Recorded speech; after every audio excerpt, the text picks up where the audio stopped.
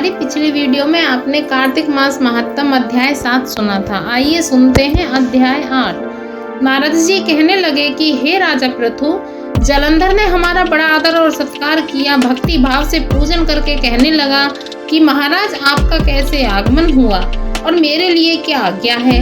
हमने कहा कि दैत्यराज, मैं कैलाश गया था, वहाँ पार्वती सहित अवधूत शिव और उनका वैभव देखा तो चकित हो गया कि क्या ऐसा वैभव और किसी का भी हो सकता है।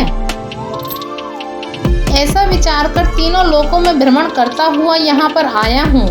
यहाँ आकर तुम्हारी समृद्धि भी देखी है। तुम्हारे और शिव के वैभव में कोई अंतर नहीं है, लेकिन तुम्हारा वैभव स्त्री रहित है। भस्म लेपन करने वाला, राग रहित, कामदेव के शत्रु शिव के पास स्त्री रत्न जैसी पार्वती है। वैसे यद्यपि तुम्हारे पास अनेक सुंदरियां हैं, लेकिन उनमें से कांतिमान पार्वती की तुलना कोई भी नहीं कर सकती। तुम्हारा यह वैभव स्त्री रत्न रहित देखकर यही निश्चित हुआ कि शिव के समान वैभवशाली इस समय त्रिलोकी में कोई और नहीं है, क्योंकि उनके पास पार्वती जैसी ऐसी स्त्री है जिसको देखकर ब्रह्मा जी ने अनेक अप्सराएं रची, परंतु एक भी पार्वती की समता को नहीं पहुंचा सकी। नारद जी कहने लगे कि हे राजा पृथु, हम तो इतना कहकर वहां से चले आए, परंतु जलंधर ने पार्वती जी की इतनी सुंदरता सुनकर काम जोर से पीड़ित होकर राहु को बुलाया, शिव के पास भेजा। राहु उसी समय चंद्र के समान उज्जवल कैलाश को काला करता हुआ द्वारपाल नंदी द्वार रोके जाने तथा शिव के सामने उपस्थित किए जाने पर उनसे बोला कि हे शिव, तीनों लोकों के नाथ और सब रत्नों के स्वामी जलंधर की आज्ञा सुनो। शमशानवासी तथा नरमुंडों की माला धारण करने वाले जटाजूटधारी तुम्हारे जैसे अवधूत के पास पार्वती जैसी परम सुंदरी स्त्री शोभा नहीं देती। मैं तीनों लोकों का नाथ, सब रत्नों का स्वामी हूँ, क्योंकि पार्वती भी स्त्री रत्न है, वो मेरे साथ ही शोभा दे सकती है। तेरे जैसे भस्म धारण करने वाले योगी के पास नहीं रह सकती। नारद जी कहने लगे कि हे राजा पृथु, राहु के इतना कहते ही शिवजी ने अपनी भ्रकुटी में से एक अति भयंकर ऐसे पुरुष को उत्पन्न किया, जिसका सिंह के समान मुख, जलती हुई अग्नि के समान लाल लाल नेत्र और शरीर पर खड़े हुए बड़े बड़े बाल थे। उत्पन्न होते ही जब वो राहु को खाने के लिए आगे बढ़ा तो राहु भयभीत होकर कहने लगा कि हे शिव, मैं ब्राह्मण हूँ और दूत भी, अतः तुम मुझको मत मारो। ऐसा कहकर शिव ने राहु को पकड़कर आकाश में फेंक दिया। तब वो भयंकर पुरुष राहु को छोड़कर शिव के पास आया और कहने लगा कि मैं भूखा हूँ, मुझे खाने के लिए कुछ दो। तब शिवजी ने कहा कि तुम अपने हाथ पैरों को खाओ। जब वो हाथ पैरों को खाता हुआ सारे धड़ को खा गया, केवल मुख ही बचा। तब शिवजी ने प्रसन्न होकर कहा कि आज से तुम्हारा नाम कीर्ति मुख होगा और तुम हमारे द्वारपाल होगे। पहले तुम्हारी पूजा होगी, तुम्हारी पूजा बिना हमारी पूजा निष्फल होगी। उधर राहु आकाश में जाकर बर्बर देश में गिरा। राहु की ऐसी दशा सुनकर जलंधर को बड़ा क्रोध आया और वो दैत्यों को 1 करोड़ सेना लेकर अपनी पुरी से बाहर निकला। बाहर निकलते सामने एक आंख वाले शुक्राचार्य और अंगहीन राहु मिले। उनके अतिरिक्त और भी अनेक अपशकुन हुए, परंतु वो रुका नहीं। तब दैत्य सेना सारे आकाश में छा गई। जब देवताओं ने जलंधर को कैलाश पर चढ़ाई करते देखा तो छिपकर शिवजी महाराज को खबर दी। शिवजी ने उसी समय विष्णु भगवान का स्मरण किया। स्मरण करते ही भगवान वहां आकर उपस्थित हो गए।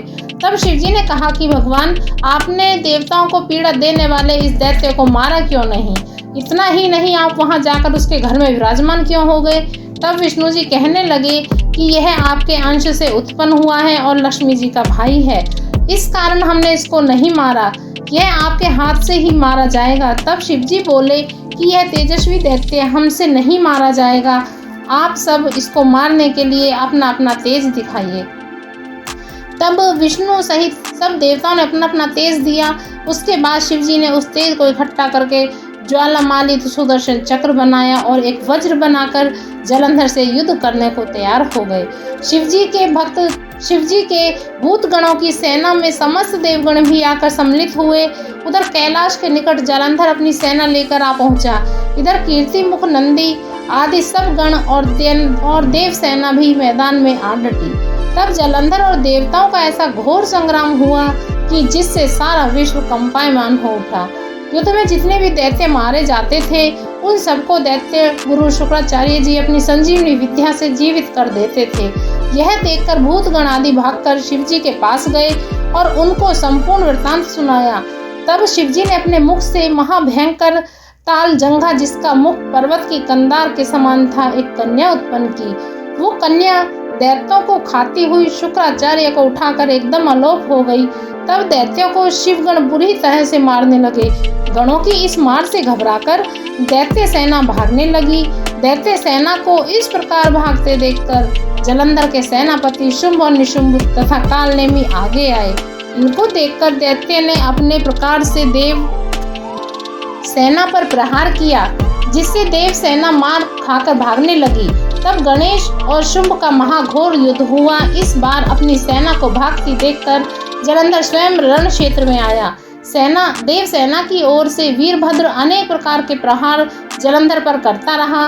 तब जालंधर ने क्रोध में आकर अपना परिघ उस पर दे मारा और उसके रथ की पताका को काट दिया। साथ ही जालंधर ने बाण वर्षा करके देव सेना में भगदड़ मचा दी। अपनी सेना की ऐसी दशा देखकर स्वयं शिवजी बैल पर चढ़कर युद्ध के लिए आए, तो आते ही दैत्य सेना पर बाणों के तीव्र प्रहार किए। इन प्रहारों से दैत्य सेना इस प्रकार भागने लगी जैसे कार्तिक मास के व्रत से पाप भाग जाते हैं। उसी समय शिवजी ने अपने बाणों के प्रहार से खड्ग रोमा का सिर काटकर पृथ्वी पर गिरा दिया। तब जालंधर ने महाघोर ललकार की, तो शिवजी ने उसके रथ के घोड़ों और सारथी को भी मार गिराया। तब जालंधर पैदल ही अपना खड्ग लेकर शिवजी की ओर दौड़ा। शिवजी ने तक्षण एक मुक्का उसकी छाती में मारा, जिससे वो कुछ विहल सा हो गया। इस प्रकार जब दैत्य ने देखा कि शिव अजय है, तो उसने गंधर्व माया रची। गंधर्व और अप्सराएं नाचने लगी, गाने लगी। शिवजी भी इस माया में फंसकर नाचने और गाने लगे। जालंधर दैत्य श्री शिव जी को माया में फंसा देखकर महादेव जी का रूप धारण करके पार्वती के पास गया और पार्वती जी का रूप देखकर कामांध हो गया।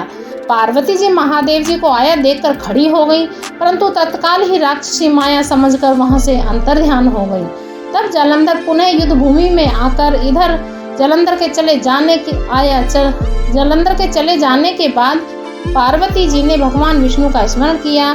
तब भगवान विष्णु ने वहां उपस्थित होकर पार्वती जी को आश्वासन दिया कि भगवान विष्णु ने सोचा कि जालंधर ने स्वयं अपनी मृत्यु का रास्ता बता दिया है। यह दुष्ट वृंदा के पति व्रत धर्म के कारण ही मृत्यु को प्राप्त नहीं हो सकता। देवताओं के कार्य तथा भक्तों की रक्षा करने के लिए हमको ही वृंदा के धर्म को भंग करना पड़ेगा। ऐसा करने पर ही इस दुष्ट की मृत्यु होगी। इतनी ही देर में शिवजी भी राक्षसी माया से मुक्त होकर जालंधर को आया देख उसके साथ युद्ध करने को उद्यत हुए और उस पर अनेक बाणों का प्रहार किया। इस प्रकार कार्तिक मास महात्म का 8वां अध्याय समाप्त होता है।